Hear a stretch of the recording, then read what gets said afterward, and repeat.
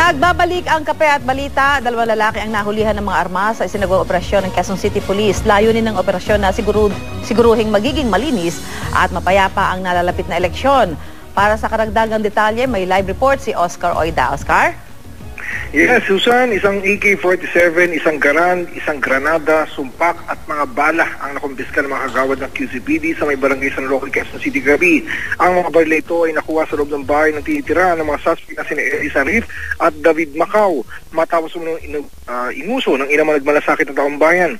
Ayon sa mga polis, maaaring magagamit umano ang mga nasabing armas sa paparating na eleksyon. Inaanap pa rin ng mga otoridad kung mga miyembro ng gun for hire ang mga suspect. Tumanggi magbigay ng pahayag ang dalawang suspect na sa mga sandali ito ay sumasailalim sa investigasyon. Samantala, aabot sa mahigit 100 katao naman, Susan, ang dinampot ng mga pulis mula sa iba't ibang barangay dito sa lungsod. Karamihan daw sa mga ito na aktuhan nagiinuman sa gilid ng kalsada. Paglabag daw ito sa ordinansang nagbabawal sa pag-inom sa kalsada.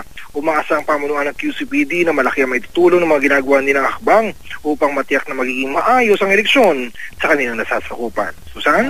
Maraming salamat, Oscar Oida.